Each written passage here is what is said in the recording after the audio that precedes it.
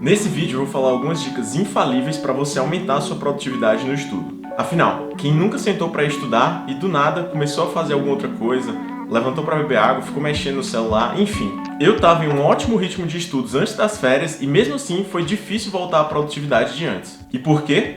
Porque ser produtivo na hora de estudar é treino, é um hábito. E eu vou te falar algumas estratégias que a gente pode utilizar para aumentar esse hábito. E pode ficar tranquilo, são coisas fáceis de se fazer e que realmente funcionam. Para quem não me conhece, eu sou o Guilherme, estudante de medicina do 4º ano na Universidade Federal do Piauí. A primeira dica que eu vou falar parece uma coisa muito besta, mas o melhor é que funciona e é fácil de se fazer. Começar a me organizar transformou a minha vida e tem um vídeo inteiro falando só sobre isso aqui no canal. Clica aqui em cima para conferir depois. Mas uma dica simples e que eu tenho usado bastante é fazer uma tabela como essa e colocar as principais atividades do dia. Aqui eu coloco só o mais importante, coisas que não são fixas na minha rotina e que eu preciso estudar ou trabalhar. Sempre tem uma atividade que é a mais importante do dia e eu coloco ela em destaque, porque é algo que eu não posso deixar de fazer naquele dia. Mas é o seguinte, você ter uma agenda ou planejar o seu dia na noite anterior já vai fazer uma enorme diferença. A partir do momento que você abre a sua agenda e olha, então é isso que eu tenho que fazer hoje. Antes, eu não fazia essa agenda e por isso que eu ficava enrolando toda vez que eu sentava para fazer algo. Quando me dava conta, já estava tarde e eu não tinha conseguido fazer nada do que tinha planejado. E o pior é que se me perguntassem com o que eu tinha gastado aquele tempo, eu não fazia a menor ideia. Provavelmente no celular, vendo besteira. Então se programar e definir o que você precisa estudar,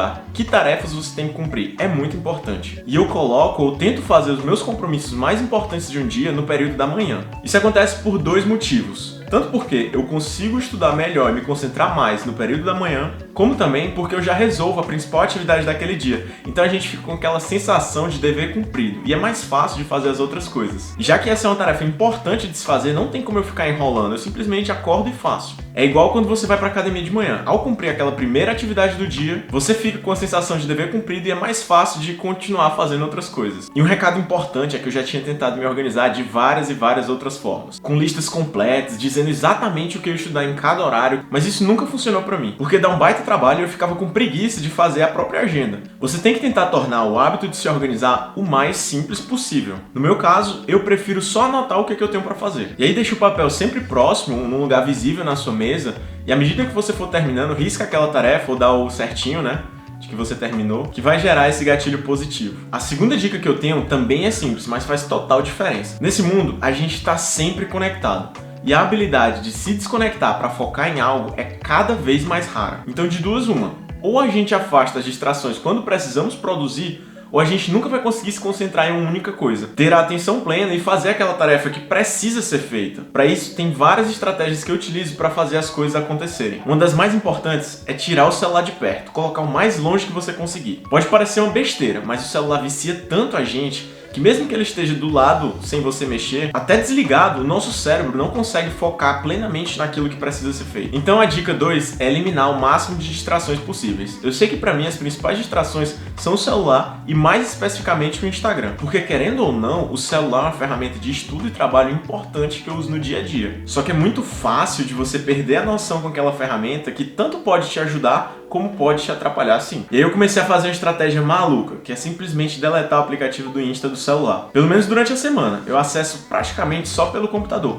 porque assim fica muito mais fácil de eu controlar o meu tempo de uso diário. Só para vocês terem uma ideia, o tempo que eu passo com o meu celular com a tela ligada caiu drasticamente depois que eu tomei essa decisão. Acho que eu passava em torno de 4, 5 horas e depois que eu deletei o aplicativo, caiu para 2 horas e meia. Um tempo de uso diário que eu considero bem mais saudável. Mas veja bem, é claro que se você trabalha muito com o celular, o seu tempo de uso vai ser bem maior. Inclusive eu que às vezes uso para produzir vídeos. Só fica ligado se a maior parte do tempo você passa produzindo algo útil ou só consumindo algumas besteiras que não agregam em nada. Que aí no final do dia você vai ficar triste quando não conseguir realizar as tarefas planejadas. Sem contar que tem algumas atividades que a gente precisa fazer com foco total, como estudar, por exemplo. E como é que eu faço para tirar essas distrações? Eu deixo o celular o mais distante possível e só toco nele durante os intervalos. Deixo o aparelho em outro cômodo da casa, geralmente no modo avião, e só pego ele no final de um ciclo Pomodoro, que é uma estratégia de estudar 25 minutos e descansar 5 minutos. Tem aqui no canal falando sobre ela. Dessa forma, eu consigo criar um ambiente favorável para estudar de verdade naqueles 25 minutos, sem interrupções e com a menor distração possível. Porque se a gente determinar que aqueles 25 minutos vão ser para trabalho, Eu preciso trabalhar durante aquele tempo. Não é para escrever roteiro de vídeo na hora que eu defini para estudar. Afinal, ser multitarefas, fazer várias coisas ao mesmo tempo, também é uma forma de procrastinação. A dica número 3 é se cercar de pessoas que te inspiram. Você precisa se cercar de pessoas que façam você ficar mais perto do seu objetivo,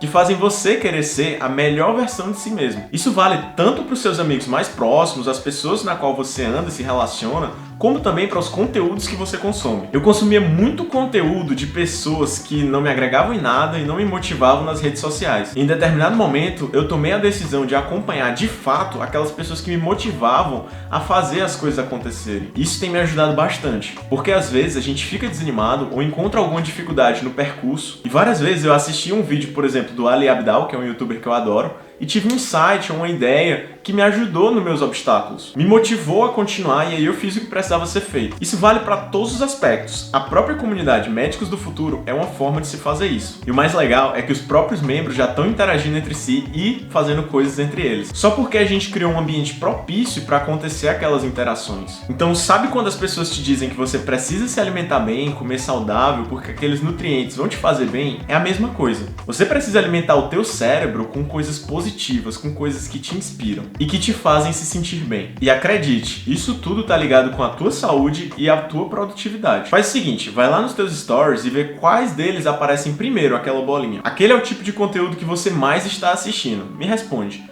O que aquelas pessoas agregam de fato na sua vida? O que elas trazem de motivação e de inspiração? Ou só tem alguns memes engraçados que te trazem entretenimento e também umas fofocas? É legal, é divertido, eu também gosto, mas é naquele tipo de conteúdo que você está colocando o seu foco. E eu acho que se você quer sair bem e melhorar a sua produtividade, a chave está em controlar os conteúdos que a gente coloca para dentro da mesma forma que um atleta controla a sua dieta. A quarta dica é fazer exercício físico. Quem me acompanha aqui há muito tempo sabe que eu sou viciado em atividade física e tem inúmeros benefícios. Inclusive, o efeito na aparência é importante também, porque ao fazer academia a gente se torna mais confiantes, a nossa postura muda e até o jeito como a gente fala e se expressa. É fácil de perceber a diferença que a atividade física faz na vida de uma pessoa. Mas tirando esse lado da aparência, a musculação exercita o nosso cérebro como qualquer outro músculo. Hoje se sabe que o nosso cérebro é muito mais maleável do que se imaginava antes. E ele funciona praticamente como outro músculo do corpo. Quando a gente treina, o estresse gerado pela atividade contribui para um processo de fortalecimento do nosso cérebro. E tem várias pesquisas que mostram um aumento na nossa capacidade de memorização, foco e até no estado de alerta e percepção. Tudo isso por causa dos hormônios liberados ao se exercitar, como a endorfina, por exemplo, e o estresse muscular gerado pelo organismo. Bem, eu falei várias evidências para algo que eu sinto no meu dia a dia. Quando eu não me exercito, eu me sinto muito menos produtivo, deixo de fazer as coisas. E fico com a sensação de que, sei lá, aquele dia não tá fazendo muito sentido. Sinto uma preguiça e uma vontade de ficar deitado. E é por esse motivo que dificilmente eu falto os meus treinos. Na pior das hipóteses, quando eu quase não tenho tempo,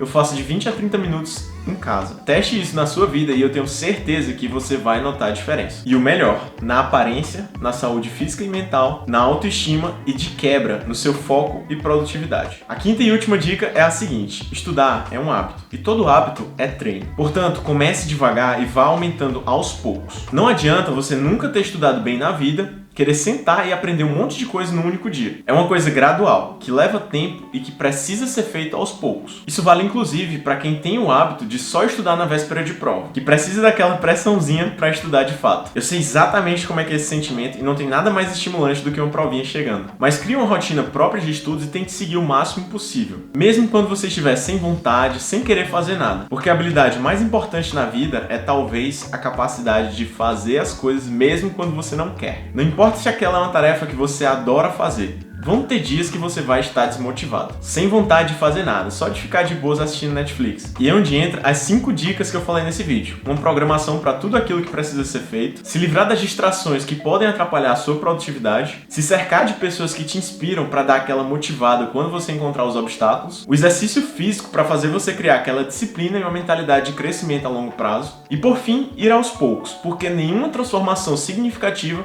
vem rápido. Espero que goste desse conteúdo, se inscreva para fazer parte dessa comunidade de pessoas incríveis, comprometidas e que te inspiram a fazer o teu melhor. Obrigado por assistir e te vejo no próximo vídeo.